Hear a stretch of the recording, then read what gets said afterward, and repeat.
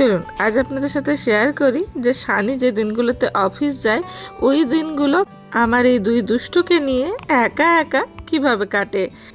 তো হাই, আমি সাহেলি, আর আপনারা সবাই কেমন আছেন? আশা করি সবাই খুব ভালো আছেন। এখন ঘড়িতে এই 7:30টার মতো বাজে। টুকুস উঠে পড়েছে। তো টুকুসকে ওর বাবা নিয়ে গেল ব্রাশ করাতে, আর আমি এদিকে শুরু করলাম ওদের ব্রেকফাস্টের প্রিপারেশন। ম্যাক্সিমাম দিনই এরা ব্রেকফাস্টে দুধ কলা মুড়ি খেতে বেশি পছন্দ করে, তাই ম্যাক্সিমাম দিন ওদেরকে তাই বানিয়ে দিই। আমার জন্য বানাতে ইজিও হয়, আর যেহেতু ওরা খেতেও ভালোবাসে তাই আর ওদেরকে অন্য কিছু খাওয়ার জন্য খুব বেশি জোর করি না। মাঝে মাঝে অবশ্য অন্যরকম কিছু ব্রেকফাস্ট বানিয়ে দিই, বাট ওরা না সকাল সকাল এটাই খেতে বেশি পছন্দ করে। অন্য কিছু বানিয়ে দিলেও মানে ওই প্যানকেক, ব্রেড এসব দিলে ওরা ওটা পরে খায়, বাট ওই সকাল সকাল খেতে খুব একটা ভালোবাসে না। তো ওদের ব্রেকফাস্ট বানিয়ে দিয়ে আমি একটু ডাল সিদ্ধ বসালাম। আর যেহেতু সানি অফিস যাবে তাই আমাকে তাড়াতাড়ি করে রান্না শেষ করতে হবে। এদিকে আমাদের এই বুড়ো উঠে পড়েছেন, আর এনারও ব্রাশ হয়ে গিয়েছে। তুমি করিস তাহলে আজকে জিরোই থাকবে, আর ওয়ান হবে না স্যার। লাগে তো দিবাকে দেখে এরকম কেন লাগে?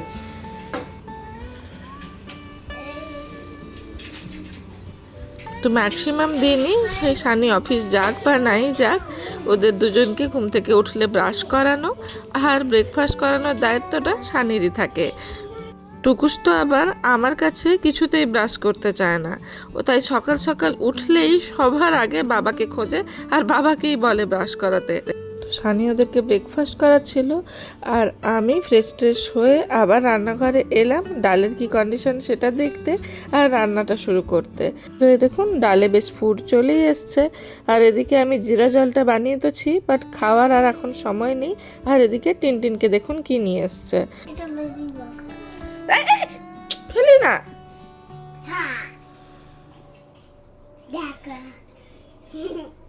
কিন্তু দেখ না বাবা, এই লেডি বাগটা না পুরো লাল নয়, একটু অরেঞ্জ টাইপের কালারের। লেডি বাগ না আরো রেড হয়। এটাও লেডি বাগ, কিন্তু কোথায় চলছে লেডি বাগ খুব দেখতে পাওয়া যায়। Did you get it? Yes, I get it. It's falling. It's falling. আরে ভয়ের কিছু নেই, ধর, তুই তো নিয়ে এসেছিলি। It's gonna fall. আরে ও কিছু করবে না, এ দেখো চলছে। Oh yes. He's moving? Yes, he is moving. Yes. I think it's gonna fall and it's gonna come up in the morning. Ladybug come right now. না, লেডিবাগ কামড়ায় না, কিছু করবে না। যাও, এটা ফেলে দাও। না মামা, লেডিবাগ কামড়ায় না। না,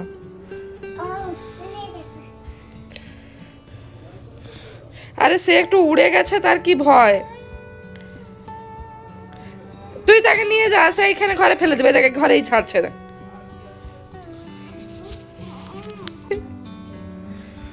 ওটা কিন্তু লাল নয়। দেখেছেন কাণ্ড? এখানে না এরকম লেডি বাগ খুব দেখতে পাওয়া যায়। ইন্ডিয়াতে থাকতে আমি কিন্তু লেডি বাগ এত দেখিনি, এখানে যত দেখতে পাই। এটার কালারটা তো ততটা লাল ছিল না, এক একটা একদম টকটকে লাল হয়, যেমনটা ঠিক ছবি টবিতে থাকে। তো যাই হোক, আমি আবার আমার রান্নার কাজে লাগলাম। একটু ফুলকপি আর আলুকে সিদ্ধ করতে দেব, আর এদিকে আমার ডাল হয়ে গিয়েছে, তো সেই জন্য ডালের ছুকটা রেডি করছিলাম। যখন এরকম সানির অফিস যাওয়ার থাকে আর আমার তাড়াতাড়িতে রান্না করার থাকে, আমি না সবসময় প্রেফার করি একটা ডাল বানিয়ে নিতে, আর তাতেই পারলে কিছু সবজিপত্র দিয়ে দিতে। বাট ডালে দেওয়ার মতো আজ তেমন সবজি কিছু ছিল না, ছিল কয়েকটা পালং শাক, তাই ভাবলাম ডালে ওই পালং শাকটাই দিয়ে দিই। তাই আমার এই পালং দিয়ে ডাল তো রেডি হয়ে গিয়েছে। এবার ওই যে ফুলকপি আর আলুটাকে সিদ্ধ হতে দিয়েছিলাম, ওটা দিয়ে একটা মাখা মাখা টাইপের তরকারি টাইপের বানিয়ে নেব। এই তরকারিটাও আমি নর্মালি এইভাবেই করি, কোনো আদা রসুন দিই না, শুধু একটু পেঁয়াজ আর টমেটোকে তেলে ভালো করে কষাই। বাকি যা সমস্ত গুঁড়ো মশলা থাকে, ওই ধনে গুঁড়ো, জিরে গুঁড়ো, হলুদ গুঁড়ো, লঙ্কা গুঁড়ো, এগুলো দিয়ে একটু ভালোভাবে কষাই।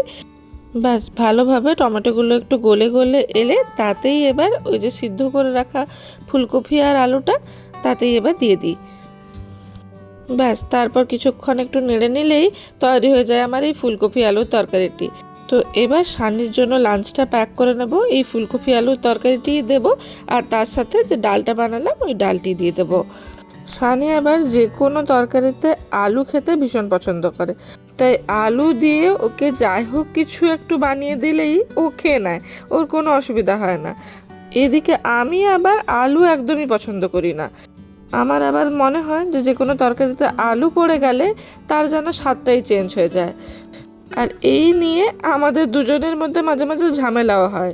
আমি কোনো তরকারিতে আলু দিতে চাইবো না, আর সানি এটার জন্য রেগে যাবে যে আমি আলু কেন দিইনি। বাট এইরকম টাইমে যখন তাড়াতাড়ি করে কিছু রান্না করতে হবে তখন এই আলুই আমাকে ভীষণ হেল্প করে। তো এর সাথে গতকালের রান্না করা একটু সামান ছিল, সর্ষে পোস্ত দিয়ে সামান মাছ বানিয়েছিলাম, ওটাই একটু দিয়ে দিলাম। ব্যাস, ওর টিফিন তো রেডি, আর তার সাথে ও রেডি হচ্ছিল অফিস যাওয়ার জন্যে। আর আমারও এই টাইমে মোটামুটি রান্নার ম্যাক্সিমাম পার্ট কমপ্লিট। আর এটি আমার কাছে বেশ বড় সড়ো এক রিলিফ। বাবা টাটা করে দাও বাবাকে। আমি করবো।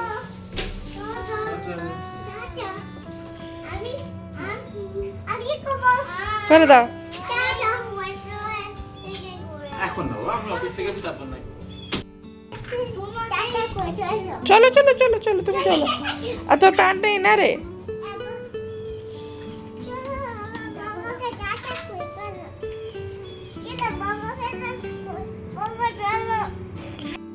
ঠান্ডা লাগছে। টাটা। আবার করে দাও। আমরা এই অ্যাপার্টমেন্টে আসার পরে এটি একটি বড় সুবিধা হয়েছে। এই অ্যাপার্টমেন্টের ব্যালকনিটি একদম পার্কিংয়ের সামনেটাতেই, তাই চোখের সামনে গাড়িটাও থাকে। আর আমার এই দুই দুষ্টু বাবা যখন অফিস যায় তখন এরকম ব্যালকনিতেই দাঁড়িয়ে থাকে, যতক্ষণ না বাবা গাড়ি নিয়ে পুরোপুরি বেরিয়ে যায়। ওখানে সেফ ছিল না। আচ্ছা হোক। এই যে বাবা থেকে দেখো, বাবা গাড়িতে চলে যাবে।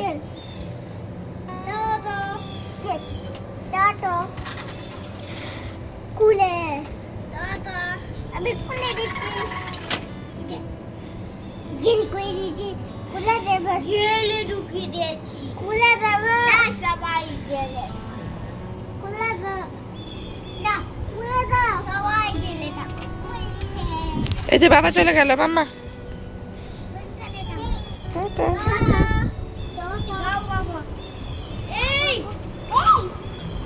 টাটা করো টাটা করো। এরকমই বাবা পুরোপুরি বেরিয়ে যাওয়া অবধি ব্যালকনিতে ওরা দাঁড়িয়ে থাকে, বিশেষ করে টুকুস। তো যাই হোক, সানি চলে যাওয়ার পরে ওদেরকে আবার রুমের মধ্যে ঢুকিয়ে আমি আবার এলাম রান্নাঘরে। আরও একটা রান্না আমার বাকি আছে, সেটি কমপ্লিট করব। অ্যাকচুয়ালি ওদের জন্য একটু চিকেন বানাবো। এটাও আমি একদম শর্টকাট প্রসেসেই করি। এই যে কিছু টমেটো, রসুন আর এক টুকরো আদাকে মিক্সিতে পেস্ট করে নেব, তাতে তেলে একটু জিরা ফোড়ন দিই আর দিয়ে দিই কুচি করে রাখা পেঁয়াজ।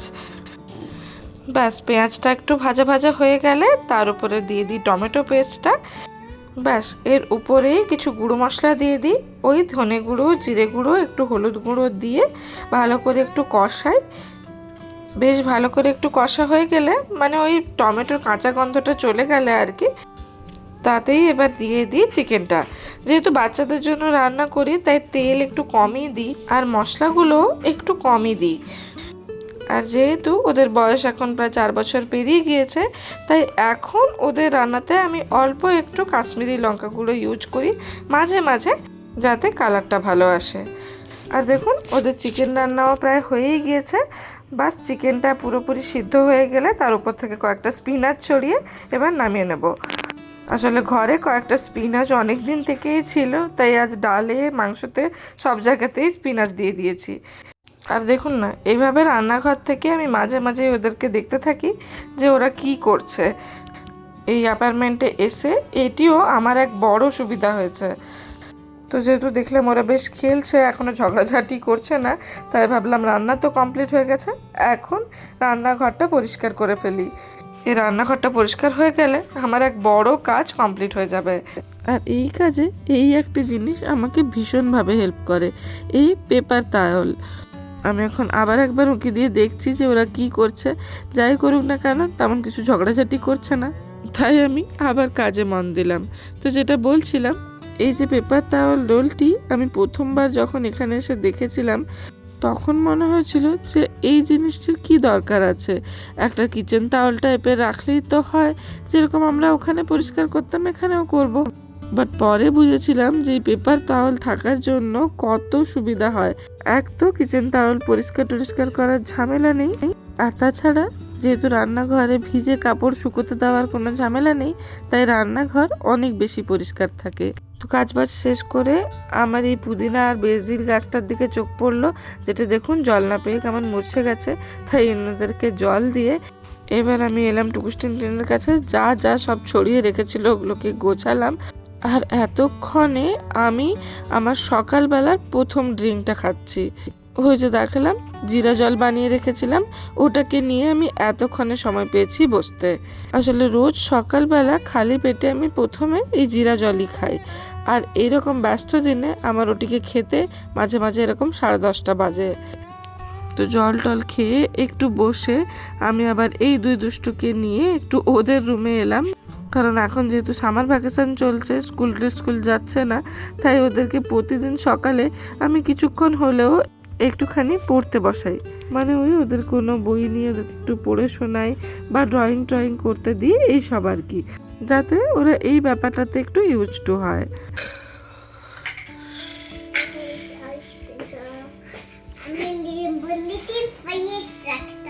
লিটল ফায়ার ট্রাক নেই, কি বলছে? তুমি পড়ো। পড়ে দেবে। আচ্ছা পড়ে দিচ্ছি। সাপটা খেয়ে নেবো, সাপটা। আমি সাপটা খেয়ে নেবো। এতগুলো আইসক্রিম খাবে তুমি? হ্যাঁ, আমি এতগুলো আইসক্রিম। কি বলছে? আমি দিদি বাইরে বলছে। কি বলছে? বলছে today is free ice cream day. আজকে না, আমি সাপটা খাও, তুমি হ্যাপি পিক দিতে চাও। কি বলছে? আমি বললে দে, আমি সাপ আইসক্রিম খেয়ে নেবো। এ বাবা, এত আইসক্রিম খেলে তো দাঁতে পোকা হয়ে যাবে। না, আমি বড়, আমি একটু বড় বল, আমি সাপ আইসক্রিম খেয়ে নেবো। তাহলে হোক। তুমি কেমন বইটা পড়তে জানো? পড়ো দেখি। পড়ে দেবা।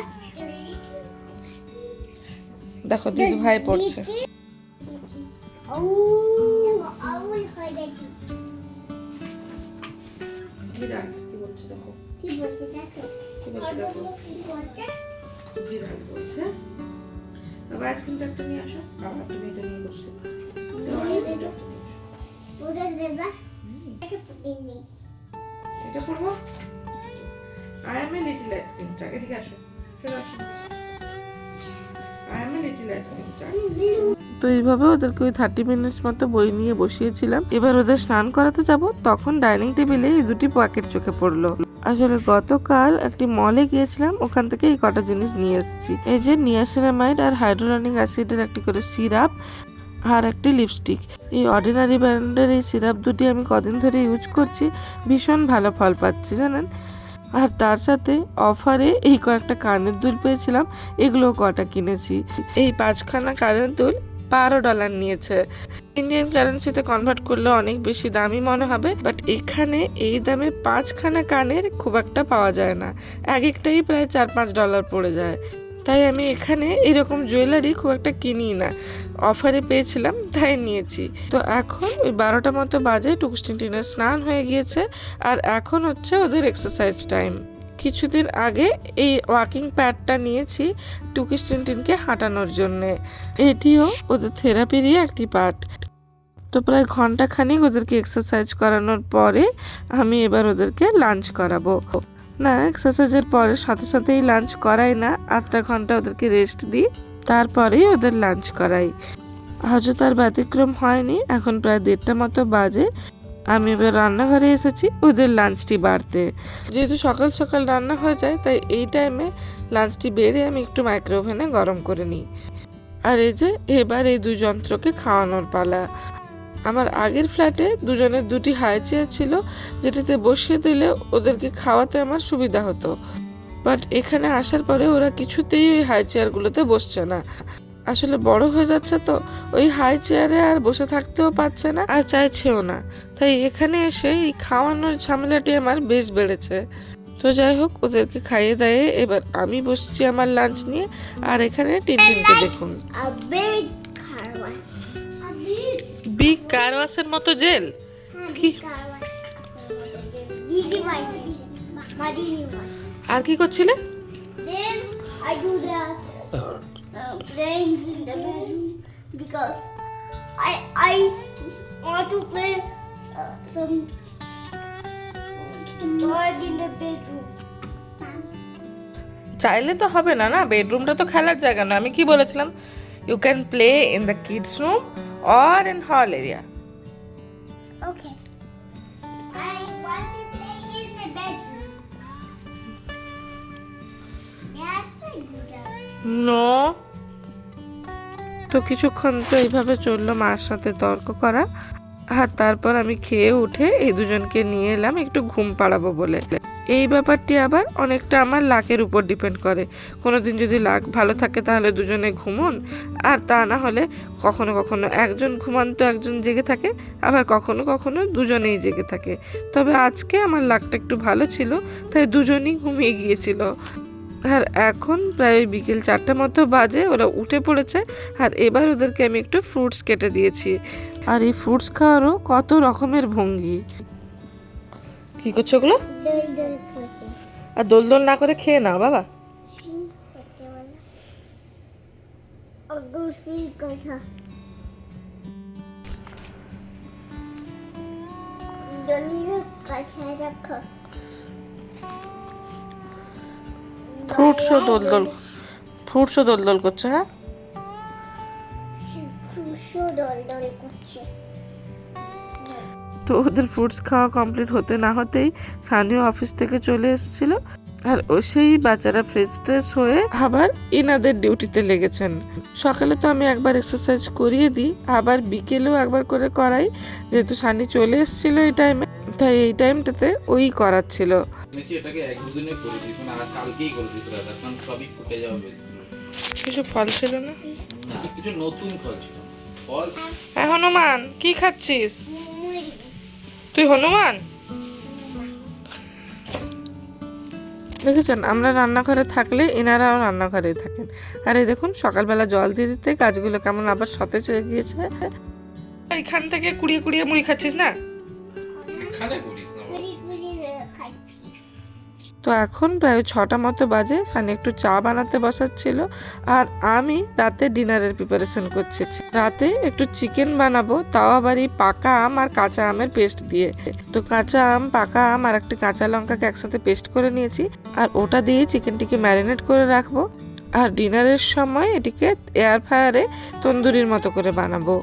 একটি রিলে এই নতুন রেসিপিটি দেখেছিলাম, তাই ভাবলাম একবার ট্রাই করি, ভালো হলে পরে আপনাদের সাথে শেয়ার করব। তো চিকেনকে ম্যারিনেট করে ফ্রিজে রেখে আমি এতক্ষণে গিয়েছিলাম স্নানে। আর সানি আজকে আমাদের দুজনের জন্য চা বানাচ্ছিল। নর্মালি এই টাইমে ও কফি খায়, বাট আজ ওর আবার একটু চা খেতে ইচ্ছে হলো, তাই আজ আমিও বললাম আমিও একটু খাবো। নর্মালি কফি আমি খাই না, যেহেতু চা বানাচ্ছিল তাই আমিও একটু নিয়ে বসলাম। তো এখন ঘড়িতে প্রায় সন্ধ্যা 7টা মতো বাজে। বাইরে দেখুন পুরো কড়া রোদ এখনো, আর আমরা একটু ব্যালকনিতে চা নিয়ে বসলাম, আর এনারাও আমাদের পেছন পেছনই এলো। বলছে না, তুই কি বদমাস মেয়ে? তাহলে কিরকম মেয়ে? শান্ত। তুমি একটা শান্ত মেয়ে। তো এই ছিল আমার আজ সারা দিনের ছোট্ট একটি ভিডিও। আপনাদের কেমন লাগলো অবশ্যই জানাবেন, ভালো লাগলে একটি লাইক করে দেবেন, আর আমার চ্যানেল সাবস্ক্রাইব করতে কিন্তু একদম ভুলবেন না। সবাই ভালো থাকবেন, সুস্থ থাকবেন, দেখা হবে পরের আরেকটি ভিডিওতে। আজকের মতো আসি, থ্যাঙ্কস ফর ওয়াচিং, বাই।